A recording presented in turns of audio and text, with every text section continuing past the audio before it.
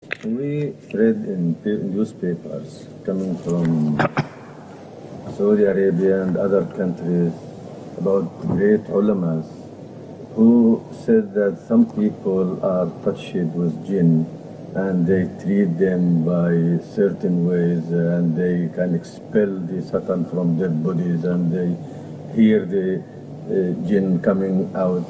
The big mufti, he said that in the papers. What is true about this? Can these offer themselves for trials and experiments to others? I don't know. Maybe. See, this is the point. About the word jinn, there is so much controversy in the world.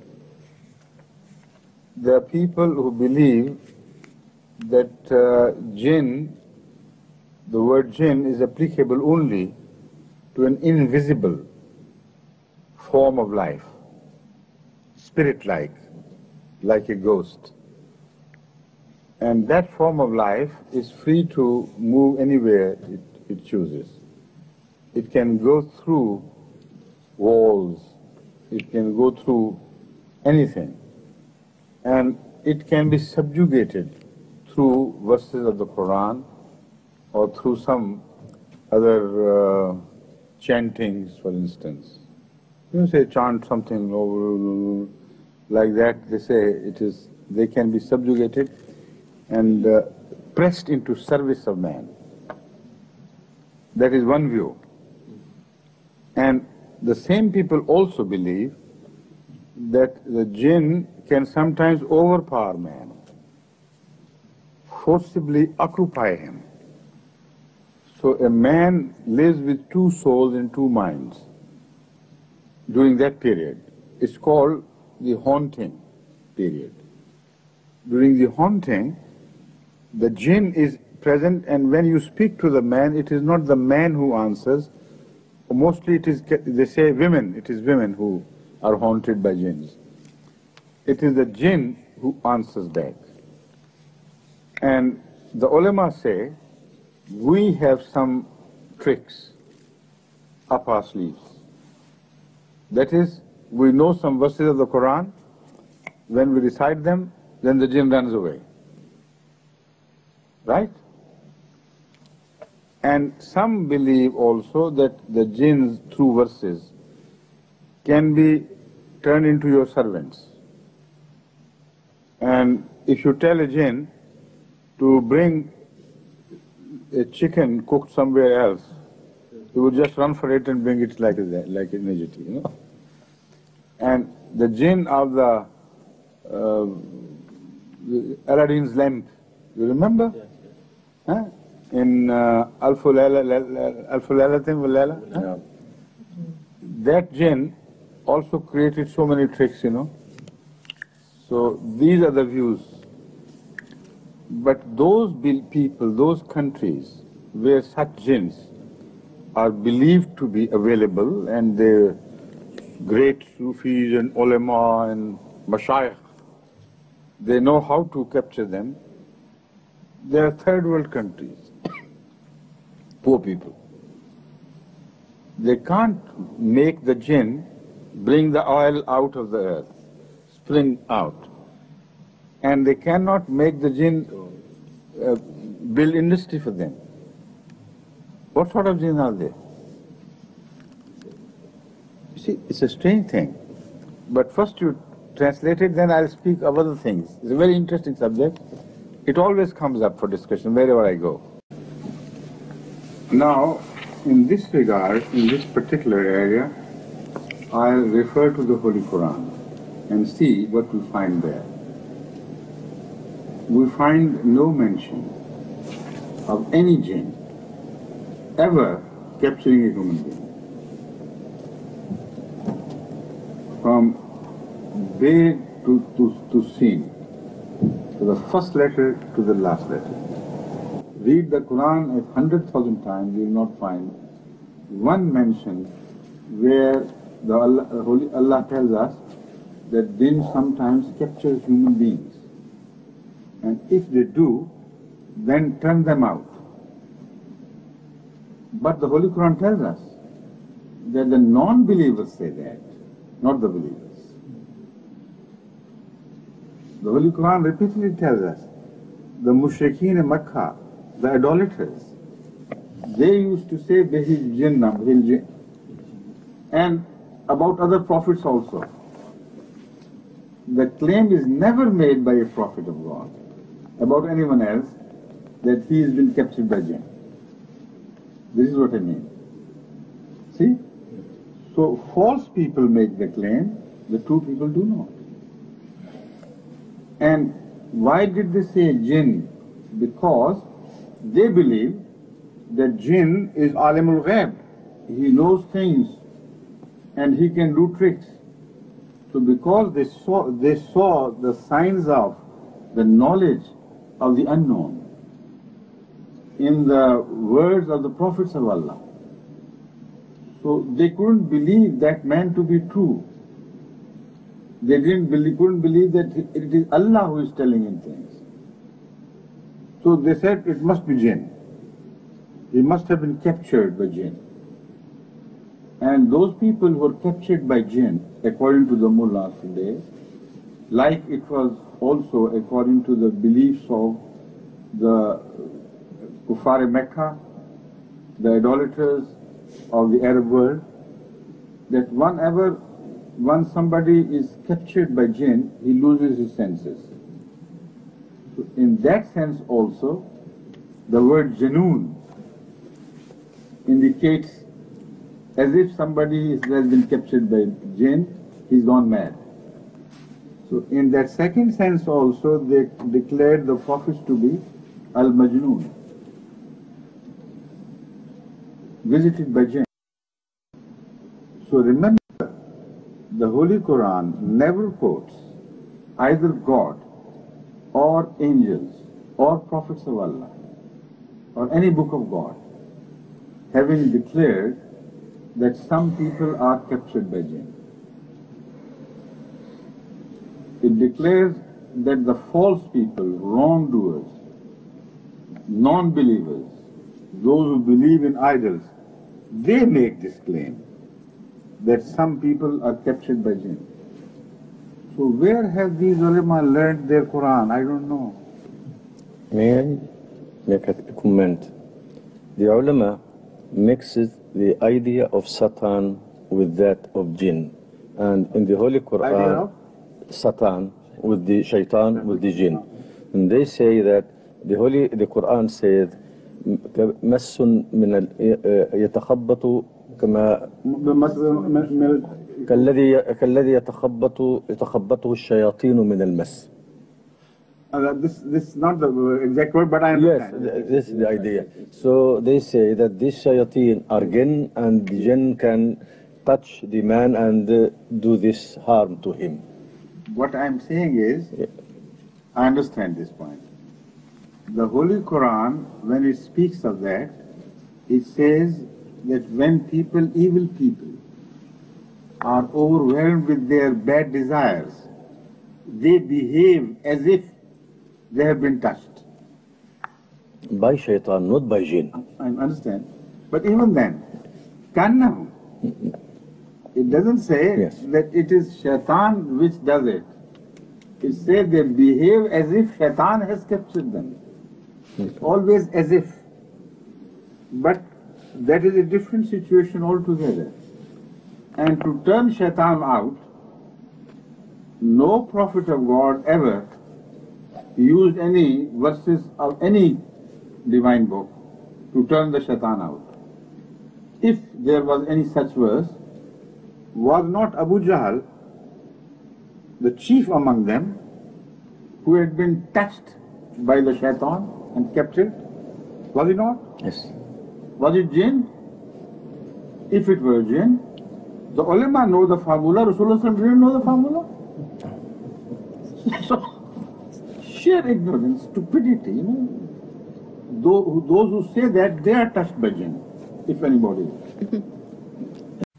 You see, no prophet of God ever recited any verse from any book over an antagonist or a hostile person. and said, all right, you are captured by Jinn, now Jinn go away. Where did it happen? In which book is it mentioned? Yes, in the Bible it is said, in the New Testament. But that is a story no Muslim can believe. Jesus, they say, cast the jinn out of somebody, and that the number of jinns was so many, they went into the minds of the sheep, and all the sheep went mad and just dived into the water and were drowned. Now this is a story of the New Testament. Christians may believe it if they like, but no sane Muslim can ever believe in such a thing, because never such a thing happened at the time of Hadhrat Muhammad Rasulullah Sallallahu Alaihi Wasallam. And according to the version of the Holy Quran, it never happened to Jesus either. It never happened to Moses or any other prophet of Allah. When one is captured by shaitan, shaitan kana min al-jinn, according to the Quran, which means the jinn are a people who are rebellious, made out of fire. The Holy Quran says, وَخَلَقَ الْجَانَّ مِن نَارِجٍ مِن نَار مَارِجٍ مِن نَار, which means that he made the jinn out of fire, or a blast of fire. This is an Arabic expression. خُلِقَ الْإِنسَانُ مِنْ أَجَلٍ. What is ajal? How can you make man out of ajal? Yes. So this means anybody who has an element of haste in him, he is made out of ajal. Anybody who is fiery, he is made out of fire. This is an Arabic expression of the highest quality. And the Quran has the highest quality of language. So that is why jinn is created from fire, means they are rebellious people. Shaitan is rebellious. Anybody who refuses to believe in authority, he is from fire. That is exactly what Iblis said to God when he was required by God to submit to Adam. You know what he said? He said, I am built out of fire, he is built out of wet clay. Fire will not submit to wet clay.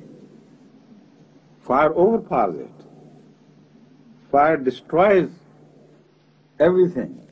So I am a destructive man. Your prophet Adam is a creative man. He stands for good things. I am evil. I destroy things, he makes things. You see, wet clay makes things, and fire destroys them. The whole cities are raised to ground with fire. So he said, this is my nature, how can you expect me to bow to him? I said, all right, go away. But you're wrong when you say you will conquer the people of clay. When they submit to me, then they will reach beyond they'll go beyond your reach. You'll never be able to destroy them. This is what we read from the Quran. And Hadhrat Muhammad Rasulullah sallallahu alayhi wa sallam understood the Quran more than anyone, any human being can ever claim. Correct? Now, what he thought of jinn or shaitan, the mullah says one and the same thing. Kana min al-jinn, so shaitan was a jinn. Right or wrong? Right, he was a jinn. And Rasul Kareem Sallallahu Alaihi Wasallam said, for every man there is a shaitan that runs into his blood. Where is that fire which runs into your blood or anybody else's blood? Somebody said, Ya Rasulullah, even in your blood there is a shaitan? He said, yes, but he has become Muslim. No, any man with an iota of common sense can understand this. He referred to shaitan or jinn to be that nafs-e ammara. Nafs-e ammara is a rebellious nature in man. When you say, do good things, they say, no, I'm not going to do good things. Allah tells you to do this, do that, all the good things. Nafs-e ammara says, no, don't believe, don't agree. So, Nafs-e ammara of Hazrat Muhammad Sallallahu Alaihi Wasallam had got completely subdued. There was no evil voice ever rising from his heart, telling him to do bad things. That is the meaning of his shaitan becoming Muslim. So the Quran is a word of wisdom, profound wisdom. The word of God has to be a word of wisdom. So without wisdom you can't understand. That is the problem. The ulama also refer to the period of Hadhrat Dawood and Hazrat Sulaiman and draw their authority from what we find about the Jinn having been captivated by Hazrat Dawood and Hazrat Sulaiman. Correct? Now, what did they do? They did very hard works for them. Masaniya kathira. And they built heavy industry out of this jinn in the Quran, correct? So if they draw their authority from the Quran and they know how to do it, they should build some industry in Arabia. What are they doing there? Poor people, backward people of desert and other countries, those Arab countries which have some oil, all right, they are better off. But what about those who do not have any oil? These ulama should have the same jinn employed by Hazrat Dawood and Sulaiman and do some industrial work there.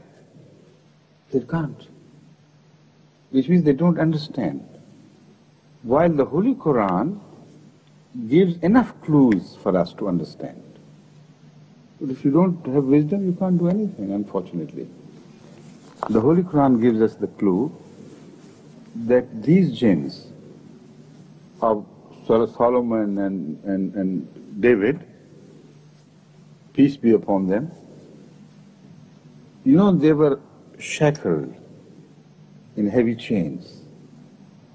They were taken to work while they were imprisoned, bound in chains. It doesn't say they were bound in verses of the Bible or any of the other divine words. Have you ever read that in the Quran? And what sort of jinns are they who are shackled in chains? They are invisible things. They pass through the stone and walls and the metal. How could chains of iron hold them together? Only verses of the Quran, according to these ulama, could hold them together.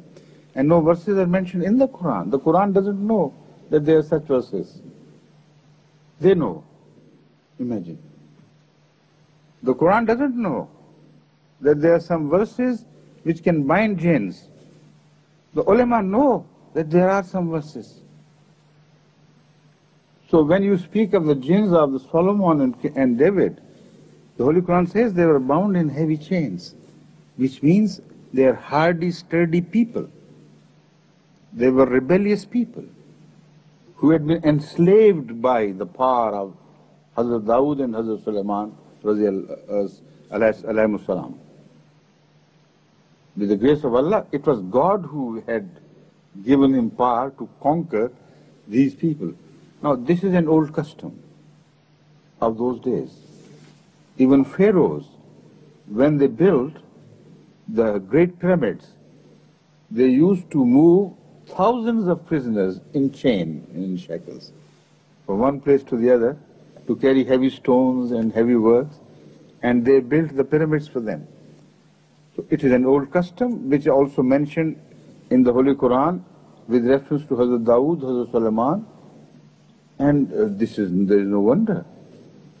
So they were the rebellious people who knew, but at the same time, the Holy Quran doesn't say that even one single man was visited and haunted by one of the jinns of Hazrat Dawood.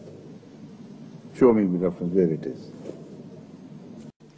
Then the same ulama quote the Quran by saying that jinn is made out of fire. And they insist this is made out of fire. But when this jinn enters a man or a poor woman, why does it burn it out? What sort of fire that is? It doesn't burn. A woman, delicate woman is captured, her clothes remain exactly the same, her body remains the same, the fire is in her and it does not burn. What sort of fire that is? Then in the Holy Quran it is said, the same jinn who were shackled, in chains, heavy chains, they also dived into the water and took pearls from underneath, brought them out for the sake of the kings, or the prophets of God, for whom they had been made, to serve the cause. Now these jinns, according to the Quran, could delve into the water, go deep and take out the pearls. What sort of fire that was? It didn't quench, not quench by water. So a fire which does not burn, a fire which is not quenched, what sort of fire that is? So if they quote the Quran, they should try to understand the Quran as well. Those jinns were real human beings, a rebellious people who could do heavy works. And they toiled and toiled to do works. And that is why the industry in the time of Hadhrat Dawood and Hadhrat Sulaiman prospered so much. And when the reign of after the death of Sulaiman, an incapable son sat on the throne, and these people got the wind of it, that there is no more a powerful king like Solomon. They started rebelling. They broke away the shackles and then they started breaking the empire by capturing small portions here and there. Right? Yet none of them, when free, captured anyone else. Not a single human being. So the Quran doesn't know these things and the ulama know. Strange thing, isn't it? Now I just suggested that if they really believe in what they attribute to the Quran, if they are honest, then they should demonstrate it. They say we have turned the jinn out. Okay, we haven't seen it. Huh? But when they turn the jinn into their servant, then they should invite us to see that. See? Here something becomes demonstrable. If they can't make industry like Hadhrat Dawood and Hadhrat Sulaiman, built industries out of the jinn, I don't demand, all right, don't build industries. Just for small things, for cooking your bread, for handing over things, for polishing your shoes, for sewing your clothes. When you throw a jinn out of some poor woman, capture him and put him in your house to work. When it begins to produce that work, then we'll see works happening. Then we'll have to believe. But until that, don't make a false claim, please. May I say a few words? I used Hadhrat's idea while I was in Sudan. I see. There was a mullah. In Sudan, they believe that they... Oh, very much. Yes, they can do whatever they can by the jinn. Then there was a faqih, they call him faqih. Yeah. He says, I can do everything with jinn. And I'll send the jinn for you. You will not sleep tonight. I told him, not to me, please show the people.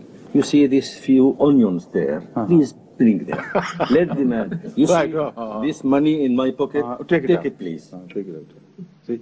They said to me, maybe you can use jinn better than him. That's the answer. Exactly, this is what I'm saying. Exactly. Yes, this is the same idea. And tell them your own experiences there. Yes, okay. Now, they also refer to Surah Jinn, or Surah Al-Jinn in the Quran. And they say it is written there that a delegation from among the Jinn came to visit Hadhrat Muhammad Rasulullah. Why do you say there is no Jinn? We don't say there is no Jinn. We say Jinn is not what you think it is. It is different.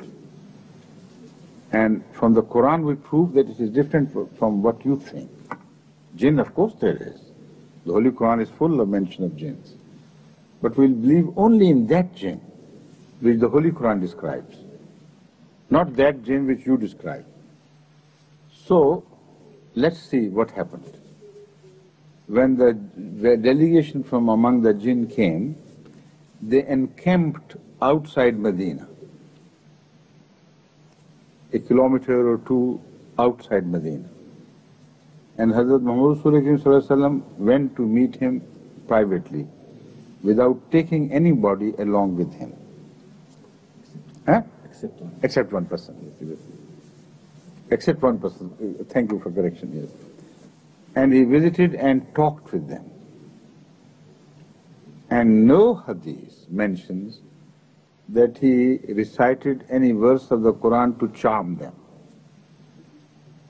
They were free, they discussed things, and they were convinced that Hadhrat Muhammad Rasulullah was true Prophet of God.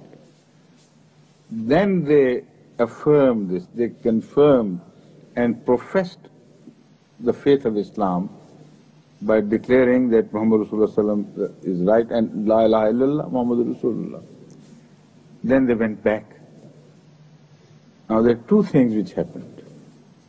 When they went back, next morning when Hadhrat Muhammad Rasulullah told the people what had happened, people went to see the place where it had happened.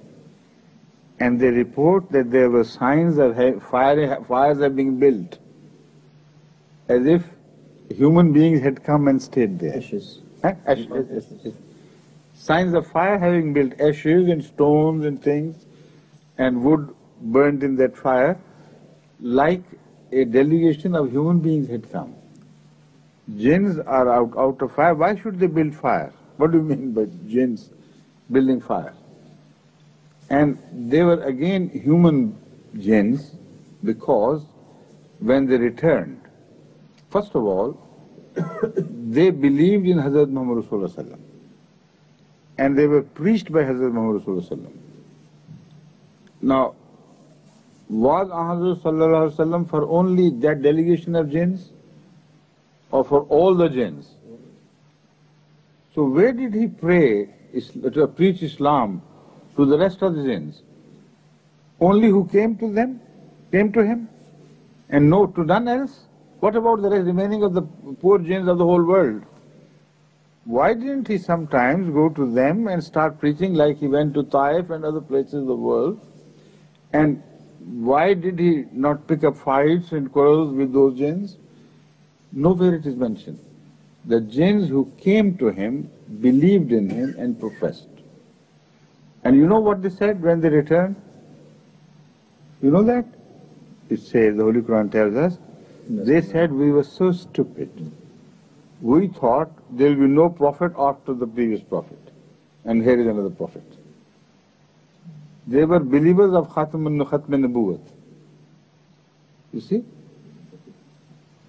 They thought the prophecy had come to an end. But after somebody else was made a Khatam al-Nabiyyin, Hazrat Muhammad Rasulullah, the Khatam al-Nabiyyin appeared. So they must have been human beings who believed like Hazrat Yusuf's followers did. Maybe they belong to those people. Because the Holy Quran tells us about one other people who also believe, like the present day Muslims, that prophecy of all sorts has come to an end. So when Joseph came, the Holy Quran tells us, they were against him. They said, we don't believe in you, you are a false man. They tried their best to oppose him. But when he passed away, then the same people with the same mentality of opposing prophets, they started building the view that La yabasallahu min ba'dihi ahada or whatever it, no. I don't remember the exact words. Something like this. Yeah, there's something like that. Natalia has Yusuf. So, this is what the Holy Quran tells us. So, these jinns must have been the followers of Hazrat Yusuf, or because we don't find any other mention of any other people declaring like this. Maybe they are Christians because they believe that Jesus is God and there is no prophets are coming after Jesus because That's a different thing. Yes. But they say Jesus himself would come. Oh, yes. You see? Yes. This is like in every case. Yes. They believe somebody would come. Yes. And he himself as a prophet would return. Yes. So also in that regard, the Muslims also believe that Jesus would come again. There is no wonder. But what I am saying is, the Holy Quran refers to the people of Hazrat Joseph who believe that after Joseph, no prophet will ever be raised by God. This was a positive declaration. And this belief is the belief repeated by the delegation of jinns when they visited Ahmad. And when they went back, they said, look here, how stupid we Safihuna, our stupid people used to say, no prophet would ever come. And here is a good prophet, you see. We have just met him, and we are returning from seeing him. So these were the jinns who wanted to hide their personality, their identity. There must have been delegation from an area where they were afraid of being identified because they were not yet sure how their people would take it. Maybe there were some sort of relation with the Quraysh, and they do not want to. It is also have some problems with them. But we are talking not of the Mecca period. We are talking of Medinite period. Yes. So, it's what you suggest is that they were friendly to the Quraysh, and they did not want this to be known to the Quraysh that they had become Muslims. Yes. That is correct. That is possible. I thought you said they were afraid of Quraysh knowing it because they visited Mecca. Is that what you meant? Yes. Okay. But this happened in Medina, not in Mecca. So it is possible, of course, but it is also possible that they had not yet returned to their people. They had not yet fully tested that when they speak to them and tell them what the reaction would be. So in the beginning, they wanted to hide it a little bit. So, and those people must have been known by the Medinites. Otherwise, they couldn't be recognized. But the last thing in this was that if they were jinns, they should not have been visible to ordinary people. Why should Rasulullah ﷺ have gone out a few miles out of Medina to meet them in private? When the jinns appear, they can visit him in his room. In his room. Yes. And you see, when the Maulvis see jinns, we don't see them. Can we? No. So when the jinns can show this miracle to the Maulvis, why didn't they show this miracle to Muhammad Sallallahu Alaihi Wasallam? You know, the mullah's jinn is not visible. And that jinn was visible, otherwise he would not be afraid. You understand? So that's all I have to say for the time being. Yes. There's a very large subject. You can say, for hours you can discuss jinns, but later on the remaining part of the jinn subject will be discussed, okay? وَلَقَدْ جَاءَكُمْ يُوسُفُ مِنْ قَبْلِ بِالْبَيِّنَاتِ وَلَقَدْ جَاءَكُمْ يُوسُفُ مِنْ قَبْلِ بِالْبَيِّنَاتِ فَمَا زِلْتُمْ فِي شَكٍّ مِمَّا جَاءَكُمْ بِهِ حَتَّى إِذَا هَلَكَ قُلْتُمْ لَنْ يَبْعَثَ اللَّهُ مِنْ بَعْدِهِ رَسُولًا. The same people who oppose the prophets with same mentality, when the prophets pass away, they say, now God will never send another. This is a mentality. They don't want to accept the prophets. One, okay, with difficulty. After that, no one. So this is There clear mention that the concept of no prophet was also found among other people. But the jinns also refer to that. Safiyuna. وَأَنَّهُمْ ظَنُّوا كَمَا ظَنَنْتُمْ أَلَّنْ يَبَثَّ اللَّهُ أَحَدًا. So these jinns must have been some human jinns belonging to some religions where this belief was found, as the Holy Quran mentions it itself. Please. Now, I'll quote in the end one hadith from Rasulullah which will support my view fully. They tell us that because the jinns did not want to appear to everyone else, they stayed outside Medina. While Rasulullah tells us that the jinns eat the bones of things, so do not wash yourself, clean yourself with bones. So they were all over Medina. You know, who was eating the bones if they were not jinns? And the people couldn't see them. Rasulullah told them, don't clean when you go to the call of nature, attend the call of nature after,